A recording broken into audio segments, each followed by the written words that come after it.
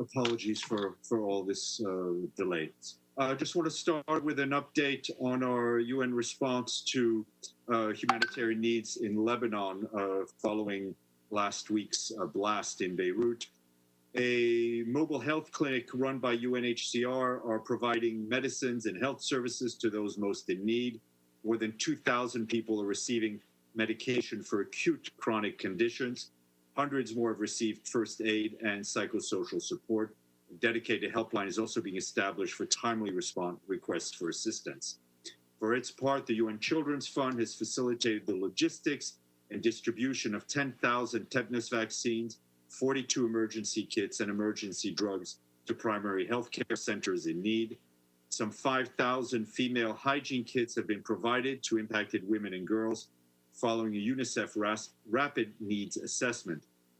UNICEF is also providing food and water, along with clothes and detergent, to some 700 school children, as well as their caregivers. And the container terminal at Beirut's port has recommenced operations on August 10th at approximately 30% capacity. The first ships have already docked and offloading wheat. The offloading of wheat is underway. The capacity of the port is expected to increase over the coming week. The World Food Programme shipment of 17,500 tons of metric wheat flour is due to arrive by the 20th of August. And also, as promised, we have an update from our peacekeeping colleagues on the situation in Tanj in South Sudan.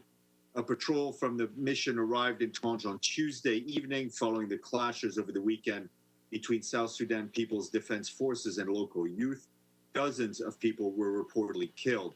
The UN mission says that the security situation is calm, though tensions remain high. Peacekeepers met with local officials and military leaders, including the commander of the disarmament forces, as well as with community members and youth groups. Peacekeepers are set up a temporary operating base to help deter further violence and are supporting local reconciliation efforts. They're also trying to make their way from Tanj to Romich, which is the village that was reportedly the worst hit by the violence. Unfortunately, the road to Romich is currently impassable due to heavy flooding. The mission is also trying to launch an air patrol instead.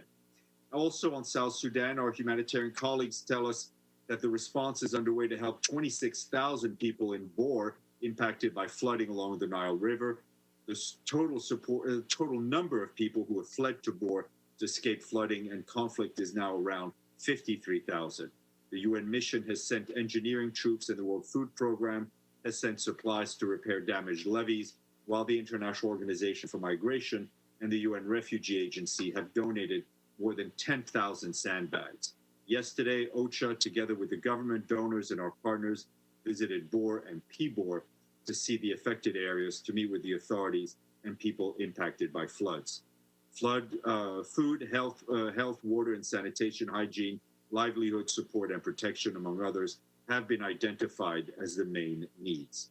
Now turning to the Central African Republic, in a joint statement by the so-called Group of Five, which brings together the UN, member states, and international institutions that are partners with the Central African Republic.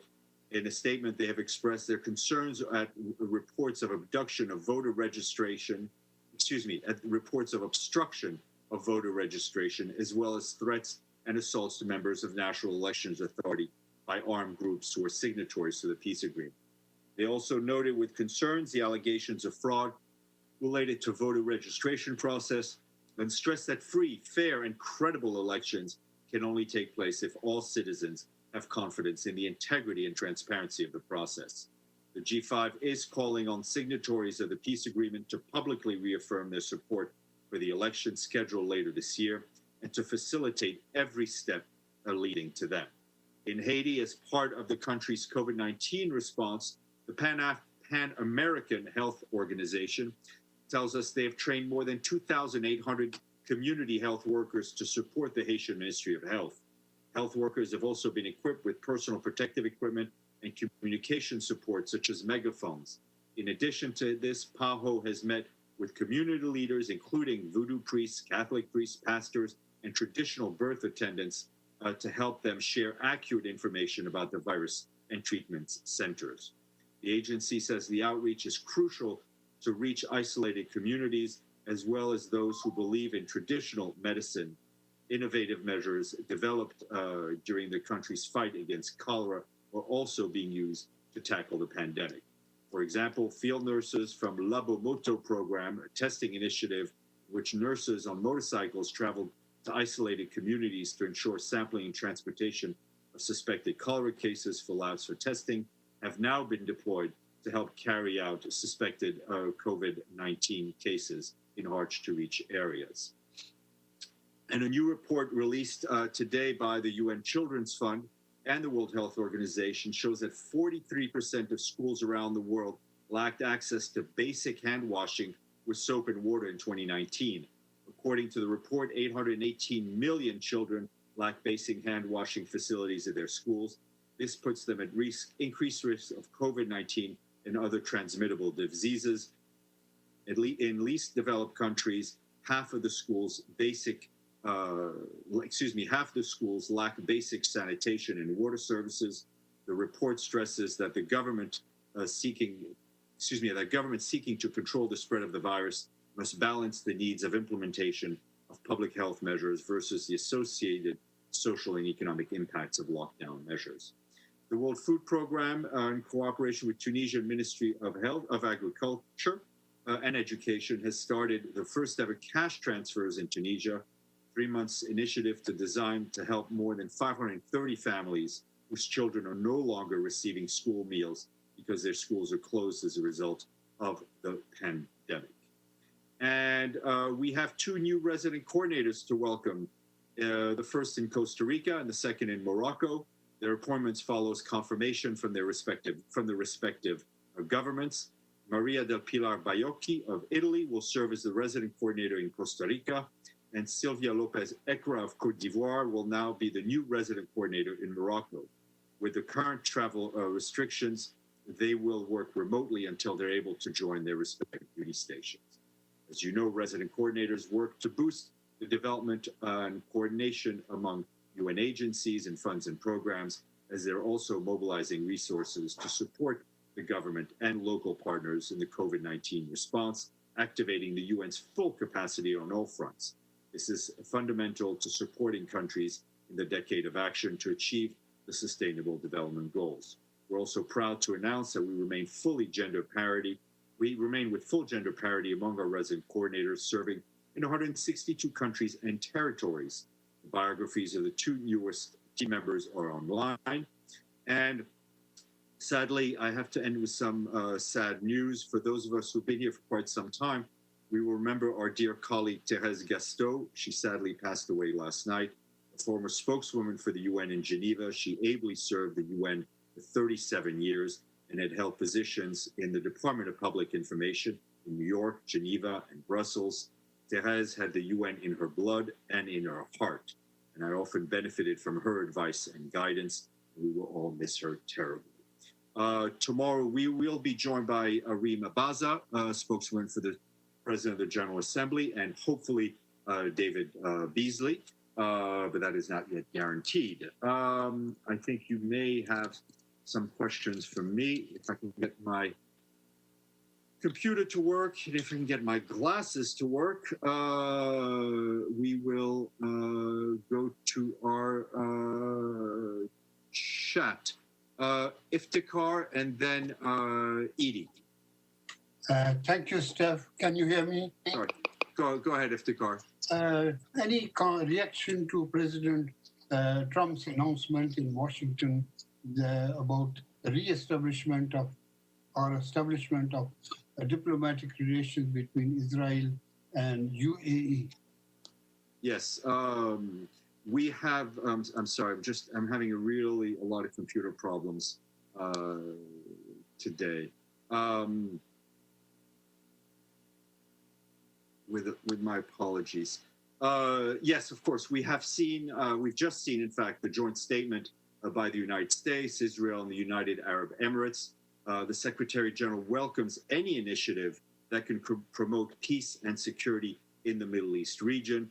But I expect to have a much more formal and longer statement on this important event a bit later on this afternoon.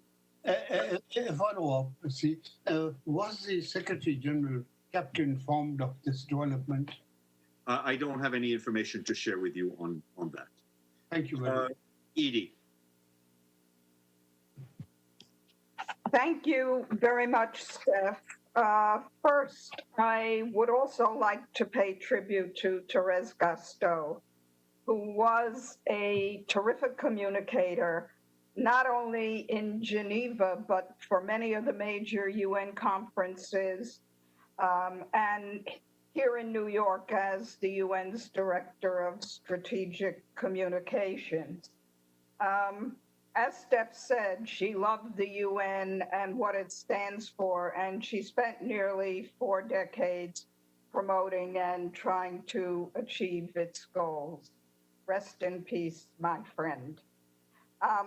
My question actually was Iftikhar's question, but I have another question. On Lebanon, the U.S. has said that Lebanon has asked the FBI to take part in the investigation of the explosion at Beirut's port, and I wonder whether Lebanon had made any overtures to the United Nations for help. As far as I'm aware, as of now, there's been no formal request for assistance from the UN. And again, I think it's important that the Lebanese conduct a very thorough and transparent investigation, and obviously they can ask for help from whomever they choose. Toby. Hi there, Steph. Thank you very much. So, Secretary of State Pompeo, speaking in Czech Republic, said that he is working with our friends, our UN friends, to protect UN bodies from CCP malign influence. I'm just wondering if there's any formal coordination between the Secretariat and the US about quote unquote malign influence from the CCP, and also if the Secretary believes that malign influence from the CCP is a problem at the UN. Thank you. I have absolutely no comment on those statements. All right, Maria Klinova. Maria? Yeah, my computer doesn't work as well. Sorry? I have some issues with my computer as well today. So the question on Belarus, I'm still relatively new in UN, so I will allow myself probably a stupid question. But while United Nations comment on some elections, like in Haiti, why you don't comment on the elections in Belarus and whether there could be any frauds or not? And also taking into account the continuous protests and escalating, I would say, situation in Belarus, does Secretary General consider to get with Belarus authorities? Okay, you're breaking up a little bit, but I think I get the gist of your question. A couple of things. One, on a procedural matter, we're not going to comment on the technical aspect of elections. We've not been involved in, right? Whether it's observers or any other technical support. There are a lot of places where we offer technical assistance, coordination of observers. There are places where we have special political missions, peacekeeping missions, where involvement is much greater.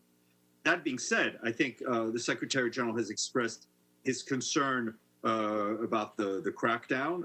I would also point to you the very strong statement issued by the High Commissioner for Human Rights, Michelle Bachelet, which the Secretary General stands fully behind.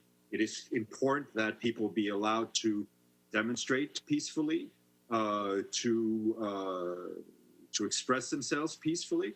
I don't know if you noticed, but I think yesterday or a few days, or the days go by a little too quickly, but I think it was on Tuesday, in fact, the Secretary General tweeted out the following statement, referring back to his Mandela Day message, where he said there should be no prisoners of conscience in the 21st century, and everyone should be able to express their political views freely. And this applies to many situations around the world when we're seeing the civic space shrink, so to speak. Can I follow up?